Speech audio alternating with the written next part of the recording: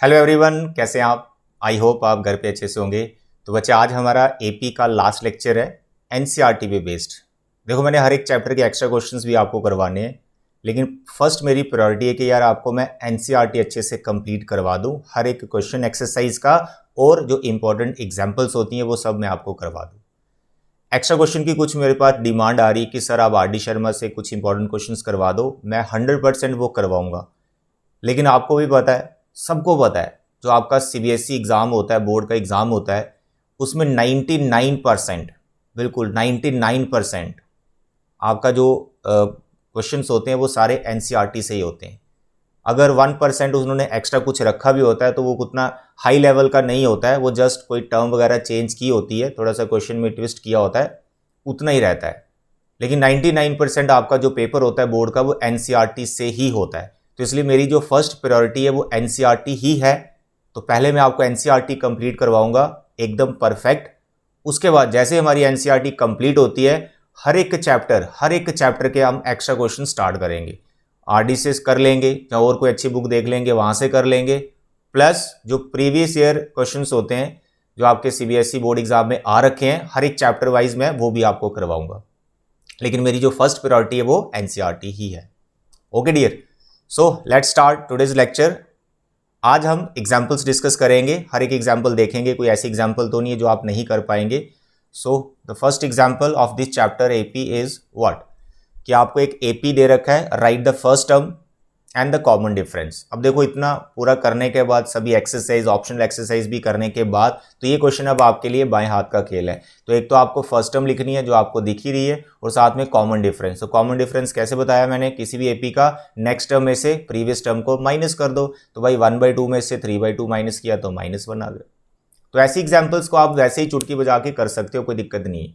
तो हम डिफिकल्ट या कोई टफ एग्जाम्पल है उसको देख लेते हैं कि वो आप कर पाएंगे या नहीं।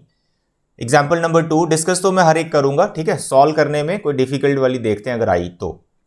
कह रहे which of the following list of the number form an AP. तो भैया इसमें से कौन सी एपी है। तो क्या बताया यार, 3 बार कम से कम माइनस करके देखो कॉन्जिक्यूटिव टर्म्स को। A2 माइनस A1 करके देखो, A3 माइनस A2 करके देखो, और फिर A4 माइनस A3 करके देखो। अगर इनका डिफरेंस सेम आ रहा है तो भाई वो सीक्वेंस आपकी एपी ही होगी। कम से कम 3 बार करके देखना जरूर आपको, ठीक है।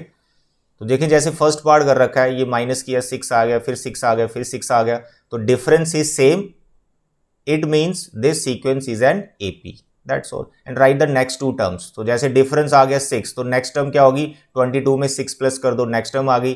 फिर जो आया आपके पास 28, फिर इस 28 में फिर जो डिफरेंस आया वो प्लस कर दो, तो next term you will get 34 and so on. तो ऐसे ये सभी पार्ट आपने कर लेने हैं, बहुत सिंपल है। और ऐसे 5.1 में हमने मैक्सिमम क्वेश्चंस कर रखे हैं। चलिए, इसके बाद आपका आ गया एग्जाम्पल, अच्छा एक्सरसाइज स्टार्ट हो गई, इसकी 2 ही एग्जाम्पल्स थी। ओके, तो द नेक्स्ट 5.2 की जो एग्जाम्पल्स हैं उसको देख लेते हैं। Example number 3, find the 10th term. AP given है, अरे एडी निकाल दो। 10th टर्म का फॉर्मूला आपको आता है, what is formula for 10th term, a + 9d। तो a का वैल्यू डाल दो, d का वैल्यू डाल दो। a कितना है सर, यहाँ पे 2, और 9, d कितना है, 7 में से 2 माइनस किया 5। इसको सिंप्लीफाई करो, you will get the 10th term. चुटकी बजा के क्वेश्चन निकल रहे हैं, ठीक है। नाउ द क्वेश्चन नंबर 4, ये अच्छा क्वेश्चन है, इंपॉर्टेंट में आप डाल सकते हैं इसको। Which term of the AP is -81। जैसे ऑप्शन में किया ना, which term is first negative term, तो उसको आप an ले लेते हो, एंड लेस देन 0। तो यहाँ पर लेस देन वगैरह कुछ नहीं लेना है। कह रहे विच टर्म इज -81, तो कौन सी टर्म है पता नहीं, तो nth टर्म लेते हुए इसको आपने -81 के इक्वल रखना है। तो यहाँ से आपको n का वैल्यू मिलता है हमेशा। a आपको पता लग जाएगा, d आप निकाल लेंगे, you will get the n। जो n आएगा वही रिक्वायर्ड टर्म होती है। यहाँ देखें, इसने कैलकुलेशन कर रखा है, तो आपको n 35 मिला। तो जो -81 है वो 35th नंबर पर बैठी हुई है इस एपी में। इसी तरह से इसमें एक क्वेश्चन उसने और ऐड कर दिया है, आल्सो इज एनी टर्म 0, कि इस एपी की कोई टर्म 0 होगी, हो भी सकती है। आप नोटिस करें इस एपी में क्या हो रहा है, 21 के बाद 18, 18 के बाद 15, जो टर्म्स है उनका वैल्यू कम होता जा रहा है। देखो इसका डिफरेंस -3 आ रहा है, ठीक है। तो टर्म्स कम होती जा रही है। हो सकता है कि ऐसी स्टेज आए, कम होते होते एक ऐसा नंबर आ जाए उस एपी में 0। तो वही पूछ रहे क्या ऐसा होगा, लेकिन आप उसको डायरेक्ट नहीं बता पाओगे।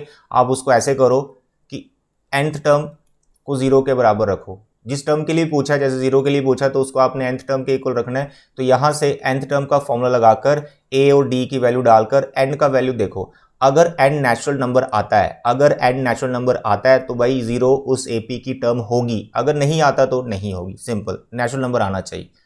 तो देखें यहाँ पर nth टर्म को रखा हमने 0 के इक्वल, कैलकुलेट किया तो n 8 आ गया, यानी 8th टर्म जो होगी वो 0 होगी। आप निकाल के दिखा भी सकते हैं उसको। 8th टर्म का फॉर्मूला है a प्लस 7d, इसमें a कितना है 21, ठीक है, और इसका d कितना है -3 चल रहा है। अब देखो 21 देखो 0 आ गया। तो ऐसे आप चेक भी कर सकते हो। अच्छा क्वेश्चन है ये, 4th। तो next is question number 5.2 exercise में इस तरह के हमने बहुत सारे क्वेश्चंस किए हैं। 3rd term and 7th term हमेशा हम इक्वेशंस बना लेते हैं। जैसे 7th टर्म हमें 9 दी है तो 7th टर्म का फॉर्मूला होता है a plus 6d equal to 9। 3rd term हमें दे रखी है 5, 3rd टर्म का फॉर्मूला होता है a प्लस 2d तो इक्वल टू 5। अब इन दोनों इक्वेशंस को आप सॉल्व कर दो, जैसे उसने भी इक्वेशंस यहाँ पे दो इस तरह की बना रखी। सॉल्व करना है एलिमिनेशन मेथड, सब्स्टिट्यूशन मेथड, कोई भी मेथड आप लगाओ जो आपको इजी लगता है। वहां से a और d मिलेगा, जब a और d मिलेगा तो कुछ भी निकालते रहो। उसने पूछ रखा है क्या फाइंड करना है, AP फाइंड करना है, तो a लिखो, फिर उसमें d प्लस करते जाओगे नेक्स्ट टर्म में तो आपकी AP बन जाएगी। वेरी सिंपल, इस टाइप के क्वेश्चन हमने किए हुए हैं, कोई इतना टफ नहीं है। Check 301 is the term of this AP, तो वही बात होगी, जैसे 0 को भी चेक किया तो 301 को चेक करना है, तो n आपका नेचुरल नंबर आना चाहिए। तो जब आप इस 301 को nth टर्म के इक्वल रखोगे तो nth टर्म का फॉर्मूला लगा के n ही ढूंढना है, वो नेचुरल नंबर आना चाहिए। तो देखें इसमें क्या नेचुरल नंबर आया है, no. 151/3 it is not a natural number, divide भी करोगे तो कैंसिल नहीं होगा। इसका मतलब जो 301 है वो इस AP की टर्म नहीं होगी। ये भी अच्छा क्वेश्चन है। तो next is how many 2 digit numbers are divisible by 3। 2 digit number, कितने 2 डिजिट नंबर है जो 3 से डिवाइड होते हैं। अब 2 डिजिट नंबर कहाँ से स्टार्ट होते हैं, 10 से, एंड कहाँ होते हैं 99। इसके बीच में कितने ऐसे नंबर हैं जो 3 से डिवाइड होते हैं, ठीक है ना।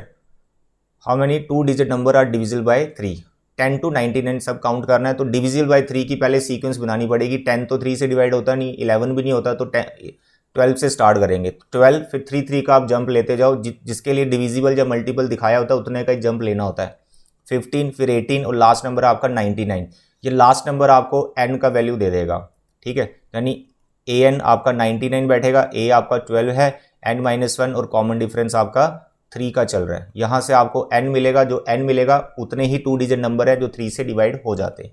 ऐसे क्वेश्चन हमने 5.2 में कर रखे हैं। तो n आपका 30 आ गया। अब देखो यहां पर आ गया find 11th term from the last. तो 11th term from the last यानी 11th टर्म या कोई भी टर्म फ्रॉम द एंड, उसके लिए मैंने आपको एक फॉर्मूला दिया था। अब वो फॉर्मूला अप्लाई किया करो। जैसे यहां पर उसने बोल रखा है 11th टर्म फ्रॉम एंड, ठीक है, तो इसका फॉर्मूला क्या होता है कि जो आपकी AP चल रही होती है ना, उसकी जो लास्ट टर्म है उसको पहले लिख लेना है L, और यहाँ पे माइनस लिखना है, क्योंकि आप लास्ट टर्म को पहले लिख रहे हो, जो डिफरेंस चल रहा होता है उसका साइन अपोजिट हो जाता है, जो भी D आएगा उसका साइन अपोजिट हो जाएगा। तो इसलिए यहाँ पे माइनस लिखना है, यहाँ पे आपका n-1 और यहाँ पे आ जाएगा आपका D। ये वाला फॉर्मूला लगाना है एंड से कोई भी टर्म निकालने के लिए।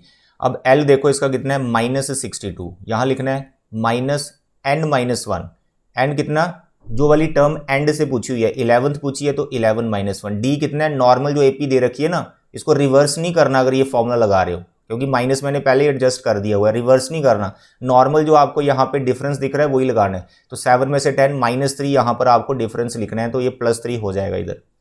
तो -62 माइनस प्लस यहाँ 10 आएगा, 10 3 30। तो इसकी कैलकुलेशन करें, -32 is the 11th term from the end. तो ये फॉर्मूला आप डायरेक्ट लगाया करो, रिवर्स करके भी कर सकते हैं, that is your choice. Okay dear, तो 11th टर्म, अब इसने काफ़ी ज़्यादा एक्सप्लेन किया हुआ, देखो पहले nth टर्म निकालता है फिर उसके बाद कुछ और भी कर रहा है, तो आपने डायरेक्ट करना है। तो -32 देखो आपका डायरेक्ट यहाँ से इतने से फॉर्मूले से आ गया है। It is very effective formula, इसे आप याद कर ले। एक्सरसाइज में भी ऐसा ही क्वेश्चन है जो हमने किया था। हाँ, इसने देखो अल्टरनेटिव मेथड दे रखा है, वही किया, देखो अल्टरनेटिव मेथड दे रखा है। दिस इज L, ये हो गया आपका n-1, 11 लेना है, एंड से पूछा है 11th टर्म के लिए। यहाँ देखो 3 इसने प्लस का लिया है और यहाँ भी प्लस बना दिया हुआ है, यानी D का इसने साइन पहले अपोजिट कर दिया है, ठीक है, वेरी गुड। तो ये काफ़ी इजी है, इसी पैटर्न से किया करो। Now the question number 9th, ये एक स्टेटमेंट सम है। इन सभी क्वेश्चंस को आपको अच्छे से कर लेना चाहिए। बोर्ड एग्जाम में एप्लीकेशन बेस्ड क्वेश्चन आने के काफ़ी चांस होते हैं। Now the example number 9th कह रहा है sum of ₹1000 invested at 8% simple interest per year.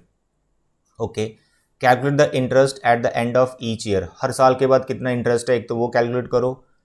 Do these interest form an AP. फिर देखो जो हर साल का आप इंटरेस्ट निकाल रहे हो क्या वो एपी बना रहा है, देख लेंगे।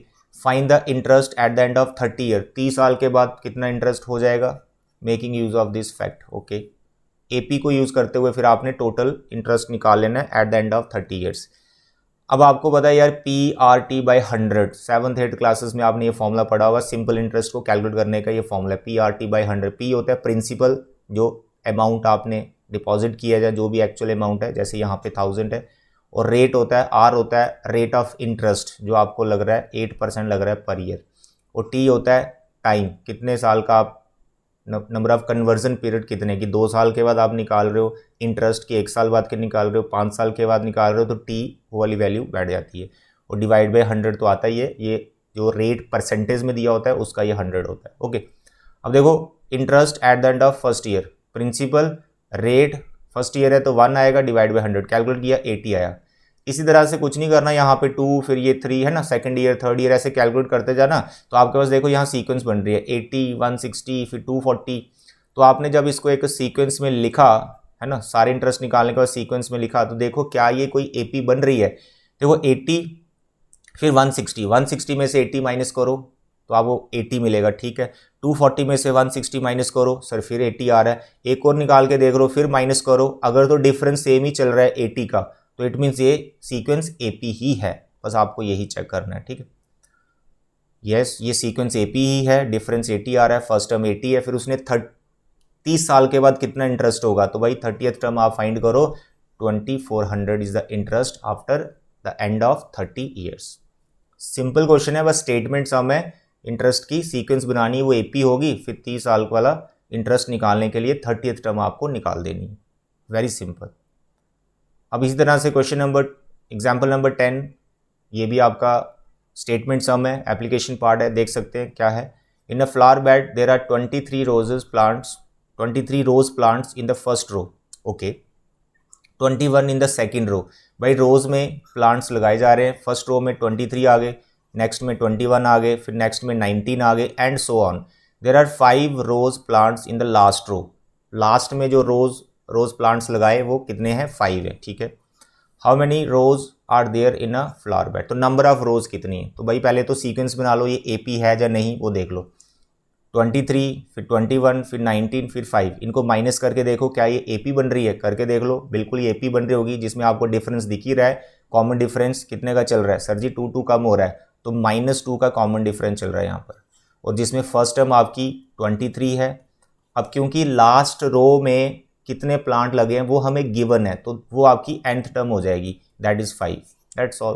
तो सफिशिएंट है ये इन्फॉर्मेशन नंबर ऑफ रोज निकालने के लिए, यानी इसमें नंबर ऑफ टर्म्स निकालने के लिए।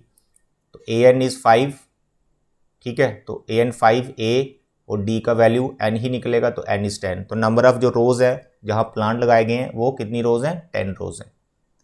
अच्छी एग्जाम्पल है, एप्लीकेशन पार्ट है, ज़रूर करना है इसको, नोटबुक पे फेयर करना है, ऐसा नहीं कि देखा हुआ छोड़ दिया, नोटबुक पे फेयर कर लेना। अब नेक्स्ट आपके पास आ गया सम वाली एक्सरसाइज, इसमें देखते हैं कितनी एग्जाम्पल्स हैं हमारे सामने।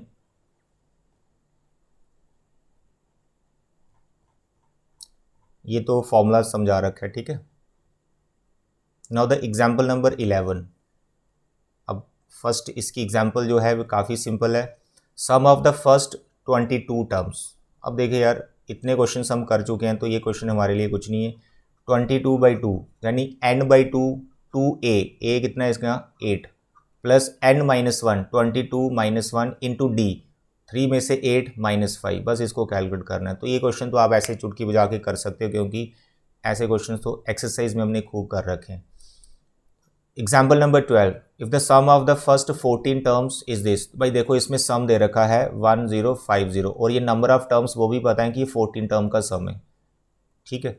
एंड इट्स फर्स्ट टर्म भी पता चल गई 10, तो फाइंड इट्स 20th टर्म। तो डी का यहाँ प्रॉब्लम है कॉमन डिफरेंस का, तो जो इन्फॉर्मेशन हमें गिवन है वो वहाँ से डी निकल जाएगा। देखो ये सम का आपके पास फॉर्मूला आ गया, एस एन आपको गिवन है वैल्यू डाल दो, एन आपको गिवन है वैल्यू डाल दो, ए आपको गिवन है वैल्यू डाल दो, सिर्फ आपके पास डी मिसिंग है, तो डी तो अपने आप यहाँ से निकलेगा ही, कैलकुलेशन करो you will get the D. ऐसे क्वेश्चंस भी हमने काफ़ी कर रखे हैं एक्सरसाइज में, तो इसमें भी कोई टफ नहीं है। डी आ गया, फिर 20th टर्म के लिए बोल रहा है, तो 20th टर्म का फॉर्मूला क्या होता है, ए प्लस 19d, ए प्लस 19d डालो, वैल्यू सिंप्लीफाई करो, you will get the term. तो अभी तक ऐसा कोई टफ क्वेश्चन आया नहीं है कि जो आप नहीं कर पाओ, या फिर एक्सरसाइज में हमने ऐसे क्वेश्चंस कवर ना किए हों, सारे क्वेश्चंस हमने कवर किए हुए हैं। Next is how many terms of this AP must be taken so that their sum is this. Same ही क्वेश्चन है, यहाँ पर ए भी है, डी भी है, एंड मिसिंग हो गया, यानी आपको नंबर ऑफ टर्म्स फाइंड करनी है, बाकी सब कुछ गिवन है, तो कर लेना बेटा, काफ़ी ईजी है। हाँ, इसमें एक चीज़ है कि आपके पास एन की 2 वैल्यूज़ आ रही हैं। ऑप्शनल एक्सरसाइज में भी आपने देखा क्वेश्चन नंबर 2 में जो एन की 2 वैल्यूज़ आई थी, तो यहाँ भी 2 वैल्यूज़ आ गई हैं, कोई दिक्कत नहीं, आने दो 2 वैल्यूज़। नंबर ऑफ टर्म्स जो हैं वो उनकी जो वैल्यू है वो 2 भी हो सकती है, जैसे एक 4 आगे एक 13, वो क्यों, यहाँ नोटिस करें 24, 21, 18 इनकी जो वैल्यूज़ है टर्म्स की वो कम हो रही है। एक टाइम आएगा कि टर्म्स नेगेटिव आना स्टार्ट हो जाएंगी, तो कुछ टर्म नेगेटिव कुछ टर्म पॉजिटिव हो सकता है आपस में कैंसिल हो जाए, तो जो सम है वो कम मिले, है ना। 2 तरह के रिजल्ट आपको मिल सकते हैं, तो यहाँ पे एक्सप्लेन भी किया हुआ है, मैं आपको रीड करके बता देता हूँ। कह रहा है both the values of n are admissible, हम दोनों वैल्यूज हमें रखनी है, तो नंबर आपके 4 और 13 है। अब यहाँ पे रिमार्क्स पढ़ो कि ऐसा क्यों। कह रहे in this case the sum of the first 4 terms and the sum of the first 13 term is same 78। जैसे मैंने आपको बताया कि 4 टर्म का सम 78 आ रहा है, 13 का भी 78 आ रहा है। ऐसा क्यों हो रहा है, क्योंकि इसकी टर्म्स की वैल्यू कम होती जा रही, तो एक टाइम आएगा नेगेटिव वैल्यू होना स्टार्ट हो जाएंगी, जैसे अभी मैं आपको बता रहा था। तो जो पॉजिटिव कुछ वैल्यू और कुछ नेगेटिव हो सकता है आपस में कैंसिल हो जाए, या फिर उनकी सब्ट्रैक्शन हो जाए, तो सम कम हो जाएगा उसका, है ना। यहाँ देखें S4 और S13 सम दोनों का 78 है, तो बंदा सोचेगा यार 4 टर्म का सम वो भी 78, 13 टर्म का सम वो भी 78, ऐसा कैसे पॉसिबल है। अरे यार जो 13 टर्म का आप सम कर रहे होंगे ना, तो उसमें से हो सकता है कुछ टर्म आपस में कैंसिल हो जाए या सब्ट्रैक्शन हो जाए, तो सम उसका रिड्यूस हो गया। आधा समझ, तो ये आपको ध्यान रखना है। यहाँ पॉइंट नंबर 2 में ये चीज़ एक्सप्लेन भी की हुई है। देखो कह रहे 2 answers are possible because the sum of the terms from 5th to 30th। अब यहाँ 5th टर्म से लेकर जो 13 टर्म होगी विल बी 0, इनका सम 0 होगा, क्योंकि कुछ पॉजिटिव होंगी कुछ नेगेटिव होंगी, वो कट जाएगा ना, तो उनका टोटल जो सम है वो 0 बैठेगा। 5th term, 6th term, 7th term, 8th term, 9th term, 10th term, 11th term, 12th term and 13 term, 9 ऐसी टर्म्स हैं जिनका आप टोटल कर ही नहीं पाओगे, उनका सम 0 हो जाएगा, मतलब करोगे सम 0 बैठ जाएगा। तो 4 ही टर्म बची पीछे 13 में से, तो इसलिए 13 टर्म का सम और 4 टर्म का सम सेम ही आ रहा है। ठीक है, this is because a is a positive and d is a negative, वही कॉमन डिफरेंस इसका नेगेटिव चल रहा था। So that the sum of the terms will be positive and the sum are negative and will cancel out each other. बस ये आपने ध्यान में रखना है। कई बार ऐसा क्वेश्चन आता है कि 2 आंसर आए, इनको एक्सप्लेन करो, तो भाई ये आपने एक्सप्लेनेशन देनी है जो आपने यहाँ पर पॉइंट नंबर 2 में देख रहे हैं। ठीक है, now the next is find the sum of first 1000 positive integers. यार पॉजिटिव इंटीजर्स आपके 1 से स्टार्ट हो गए और कहाँ तक चले गए हम 1000 तक, इनका सम करना है। तो छोटा वाला फॉर्मूला जो आपका सम का सिखा रखा है वो लगा दो, n/2 a + l, यही लगाना है, यहाँ पर जल्दी हो जाएगा। नंबर ऑफ टर्म्स आपकी 1000 है, डिवाइड बाई 2, फर्स्ट टर्म 1 है, लास्ट टर्म आपकी 1000 है, कैलकुलेशन करो, ये विल गेट योर आंसर। काफ़ी सिंपल है। नेक्स्ट कह रहे थे the sum of n positive integers. अब क्या है कि 1000 की जगह n लिखना है, कुछ नहीं और 1000 की जगह n लिखना है, जो नंबर ऑफ टर्म्स वो n ही है, तो आंसर भी आपका n में ही आएगा। तो आप देख सकते हैं, ठीक है, n/2 first term and the last term simplify किया, यानी नेचुरल नंबर का जो सम है 1 2 3 up to n natural number का जो सम है, इसे आप याद भी रखें, क्लास 11th में काफ़ी काम आता है ये। The sum of the first n natural number is what, n+1/2। चलिए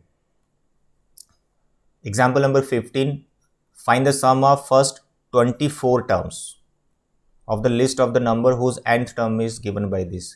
मैंने आपको बताया था यार कोई भी लीनियर पॉलिनोमियल है, लीनियर पॉलिनोमियल जिसमें आपके पास n वाली टर्म भी है, कांस्टेंट भी है, उसमें आप जब 1 2 3 नेचुरल नंबर पुट करते हैं तो जो सीक्वेंस बनती है वो हमेशा एपी बनती है। लीनियर पॉलिनोमियल इस टाइप का जो भी होता है वो सीक्वेंस एपी ही बनाता है। तो यहाँ पर हमें nth टर्म दे रखी है किसी की, एपी की है या नहीं हमें पता नहीं, तो हमने क्या किया, पहले इसमें 1 डाला, फिर इसमें 2 डाला, फिर इसमें 3 डाला, फिर 4 5 ऐसे हम पुट करते गए। तो हमने देखा यार ये जो सीक्वेंस आ रही है 5 आ रहा है, 7 आ रहा है, 9 आ रहा है एंड सो ऑन, ये तो एपी बना रहा है, बिल्कुल एपी बन गई। जिसकी फर्स्ट टर्म आपकी 5 है और जो डिफरेंस है वो कितना चल रहा है, जो एन का कोफिशिएंट होता है ना वही डिफरेंस होता है, तो यहाँ पे 2 चल रहा है।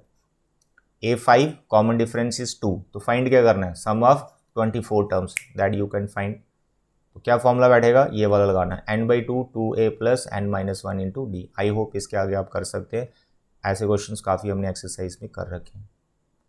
नाउ द एग्जाम्पल नंबर 16, फिर से एप्लीकेशन पार्ट है, वर्ड प्रॉब्लम है, अच्छे से करना ही करना है, इनको छोड़ नहीं सकते आप, ये काफ़ी इंपॉर्टेंट क्वेश्चन है। देखें क्या कह रहा है, a manufacturer of TV sets produce 600 sets in the third year, 700 sets in the 7th year, assuming that the production increases uniformly by a fixed number of every year. Find the production in the first year, the production in the 10th year, the total production in first 7 years. ठीक है, 3 parts हैं इसके, question काफ़ी ज़्यादा simple है। आपको यहाँ पर देखो क्या दे रखा है, 600 sets in the third year, यानी थर्ड ईयर में वो कितने प्रोडक्शन करता है, टीवी सेट्स की कितनी प्रोडक्शन, थर्ड ईयर की दे रखी, फर्स्ट ईयर की नहीं दे रखी। अब ऐसा सोचो कि किसी एपी की थर्ड टर्म दे रखी है, अब एपी की क्यों बात कर रहा हूँ, यहाँ पर जो प्रोडक्शन है वो यूनिफॉर्मली है, देखो यहाँ पर लिखा भी हुआ है, जो प्रोडक्शन है वो यूनिफॉर्मली इंक्रीज हो रही है। यानी अगर पहले साल के बाद दूसरे साल में एक्स प्रोडक्शन हुई है, एक्स नंबर ऑफ टीवी की प्रोडक्शन हुई है, तो नेक्स्ट ईयर जो इंक्रीमेंट हुई है वो भी एक्स की हुई है, फिर नेक्स्ट ईयर वो भी एक्स की इंक्रीमेंट हुई है। यानी जो इंक्रीज इन प्रोडक्शन है वो फिक्स है, यूनिफॉर्म है, ठीक है। तो इसलिए मैं एपी की बात यहाँ पे कर रहा हूँ। तो जैसे थर्ड ईयर का दिया है तो मानो ये थर्ड टर्म दे रखी है 600, और जो 700 दिया है जिस 7th ईयर में हुआ, यानी ये 7th टर्म दे रखी है, ऐसे समझना है इसको, ठीक है। That's all. तो देखिए यहाँ पर थोड़ी सी स्टेटमेंट आप पढ़ लें, यहाँ पर क्या लिखा है, उसके बाद देखो ये थर्ड टर्म और ये 7th टर्म, वही 2 इक्वेशंस बनानी है। 7th टर्म का क्या फॉर्मूला होता है, a + 6d, और थर्ड टर्म का क्या फॉर्मूला होता है, a + 2d।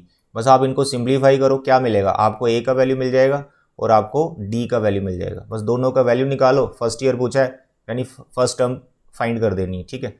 अब देखें यहाँ पर क्या आया हमारा a और d, a आया 550, d आया 25। अब फर्स्ट पार्ट क्या था इसका, फर्स्ट पार्ट तो फर्स्ट ईयर का ही था तो वो 550 हो गया यानी फर्स्ट टर्म। सेकेंड पार्ट में आफ्टर 10 ईयर का प्रोडक्शन पूछ रहा था वो, 10th ईयर में प्रोडक्शन कितनी, तो सिर्फ आपको 10th टर्म आप यहाँ पे निकाल देनी, ठीक है, a + 9d का फॉर्मूला लगाकर। फिर नेक्स्ट इज ध्यान से पढ़े, थर्ड पार्ट, ऐसा नहीं कि 7th टर्म निकाल दें, यहाँ पर लिखा हुआ है total production in the 7 years. देखो यहाँ पर लिखा है production in the 10th year ये, और यहाँ लिखा है total production in first 7 years. ऐसा मत समझना कि यहाँ पे 10th टर्म निकाली तो यहाँ पे 7th टर्म निकाल दो, दोनों का मीनिंग अलग है। यहाँ पर आपको ये सेकेंड पार्ट में production in the 10th year में कितनी प्रोडक्शन हो रही है that you have to find, और यहाँ पे बोल रहा है टोटल प्रोडक्शन इन 7 ईयर, यानी 7 सालों में टोटल कितनी प्रोडक्शन हुई, यानी आपको प्लस करना है 1 to 7 ईयर का प्रोडक्शन टोटल, यानी सम करना है, ये ध्यान रखें, कंफ्यूजन नहीं होनी चाहिए। तो यानी आपको S7 फाइंड करना है, तो 7/2 2a + n-1 इंटू डी का फॉर्मूला लगाना है, सिंपल। अच्छा क्वेश्चन है, इंपॉर्टेंट क्वेश्चन है, इसको अच्छे से करना है, नोटबुक पे फेयर कर लेना। तो ये सम वाली एक्सरसाइज की एग्जांपल्स, आगे बढ़ जाओ। ऑप्शनल एक्सरसाइज की है कोई एग्जांपल, देखते हैं। अरे ऑप्शनल एक्सरसाइज की कोई एग्जांपल ही नहीं है, सीधा 5.3 के बाद हम ऑप्शनल पे आ गए हैं। तो टोटल एग्जांपल्स कितनी हुई हमारी, 15 16, तो टोटल 16 एग्जाम्पल्स। तो हर एक एग्जाम्पल को मैंने डिस्कस किया है, आपकी ड्यूटी है हर एक एग्जाम्पल को नोटबुक पे फेयर कर लेना, खासकर वो ज़रूर नोट करना जो मैंने आपको इम्पोर्टेंट बताई। तो आज के लेक्चर में इतना ही बच्चे, नेक्स्ट लेक्चर में हम new chapter that is triangle वो स्टार्ट करेंगे। काफ़ी इंटरेस्टिंग चैप्टर है, बहुत इंपॉर्टेंट भी है। तब तक अपना ख्याल रखें, bye bye, God bless you.